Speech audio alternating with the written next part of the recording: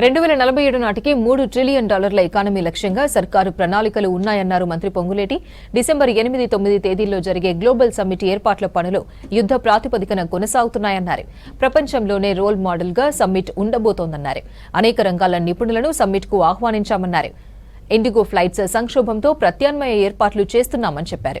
రాష్ట్ర ప్రభుత్వ వ్యూహాన్ని ప్రపంచానికి చెబుతామన్నారు మంత్రి పొంగులేటి.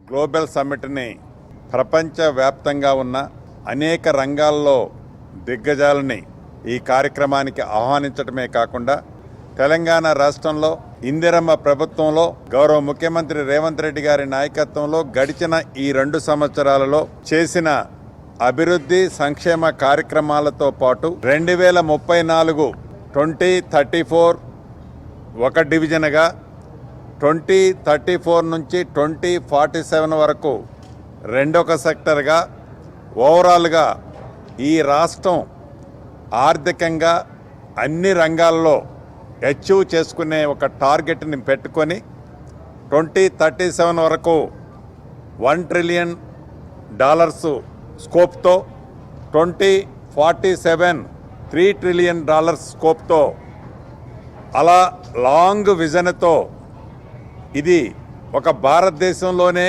ఒక రాష్ట్రంతో కంపారిజన్ కాకుండా ప్రపంచ దేశాలతో కంపారిజన్ చేసుకొని ఈ తెలంగాణ రాష్ట్రాన్ని ముందుకు తీసుకెళ్లే దాంట్లో ఈ గ్లోబల్ సమ్మిట్ని ఇక్కడ ఏర్పాటు చేసిన సంగతి మీకు తెలియంది కాదు. ఈ దేశంలోనే కాదు ప్రపంచంలోనే ఒక రోల్ మోడల్ సమ్మిట్గా దీన్ని నిర్వహించుకోబోతున్నాం. దీనికి సహకరించిన మీడియా మిత్రులు కానీ ఇంకా కష్టపడ్డ అధికారులు ఇప్పటికే చాలామంది ఫుల్ టైం ఇక్కడే ఉండి 24 గంటలు ఇక్కడే నిద్రపోయి ఇక్కడే కూర్చొని వీటిని కంప్లీషన్ చేసే దిశగా ముందుకు పోతున్నారు. మిగతా వర్కులు కూడా వివిధ సెక్టార్లో కూడా బైఫర్కేషన్ చేశాం. ఇప్పుడే రివ్యూ చేసిన తర్వాత చిన్నవి కరెక్షన్స్ కూడా వారి నోటీస్కి తేవడం జరిగింది. వాటి మీద కూడా ఫోకస్ పెడుతున్నారు. వర్కులన్నీ రైట్ టైంలో కంప్లీట్ అవుతున్నాయి. గౌరవ ముఖ్యమంత్రి రేవంత్ రెడ్డి గారు నల్లగొండ నుంచి ఈవినింగ్ ఈరోజు ఇక్కడికి వచ్చి ఫైనల్గా వారు కూడా ఒక్కసారి పర్యవేక్షించి తుది మెరుగులుగా ఏవైనా సూచనలు సలహాలుంటే ముఖ్యమంత్రి గారు కూడా ఇవ్వటానికి ఈవినింగ్ వస్తున్నారు. కాబట్టి మీడియా మిత్రులు కూడా తెలంగాణ